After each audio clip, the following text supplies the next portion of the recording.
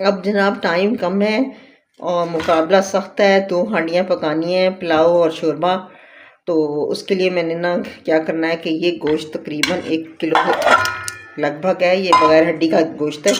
और ये मैंने इसमें डाल दिया है और इसमें जो चीज़ें डालनी है उसको लहसुन और नमक और अदरक डाल के बस इसको गलाना है ज़रा सा पानी डाल के, ताकि फिर बाद में आधा आधा करके आधा पुलाव पका लूँगी, आधा कोरमा गला हुआ होगा तो जल्दी पक जाएगा।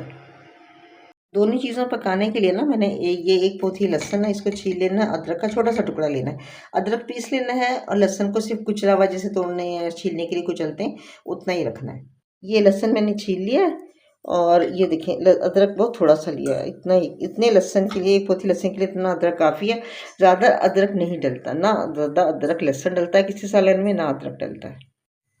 अदरक लहसुन अदरक डाल दिया। अब ये इसमें ना 1 टीस्पून नमक, सिर्फ 1 ही टीस्पून डाला है, बाकी ना जितना शोरबा रखना होगा या जितने चावल हों उसके हिसाब से एडजस्ट करना है, सिर्फ इसलिए कि बोटियाँ फीकी ना हो। और ये डाला है पानी, बस ये काफ़ी है, गोश्त ताज़ा है, ये जल्दी गल जाएगा इंशाअल्लाह ताला।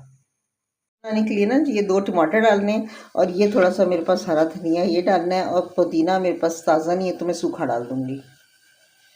अब बकिया मसालों में ये 1 टेबल स्पून सौंफ और ये 2 टेबल स्पून मैंने डाला है साबित धनिया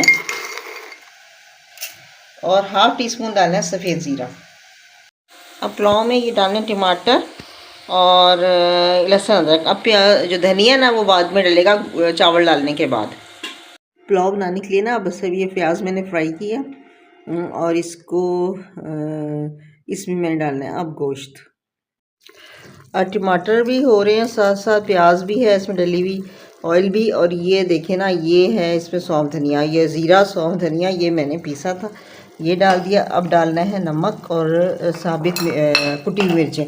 तो तकरीबन 700 ग्राम चावल है तो मैं 1 चमची कुटी हुई मिर्चें डालूँगी ताकि मुझे इसका टेस्ट अच्छा लगे, और मैं साथ हरी मिर्चें और हरा धनिया भी डालूँ, ये डालना है। और मैंने नमक डालना है, नमक पहले भी था थोड़ा सा था, तो तकरीबन इस वक्त मैं 2 या 2.5 टीस्पून भर के नमक डालूँगी, ये आपके जायके के हिसाब से। ये स्याह ज़ीरा है, इसको हाथों से मसल के ना फिर इसमें डालना है चावलों में। इसमें ये डालना है मैंने अब गरम मसाला। अब पानी डालना है और चावल डालने हैं।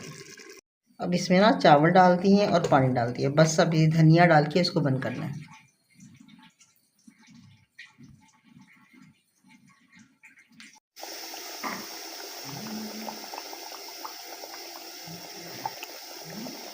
चढ़ाई भी है।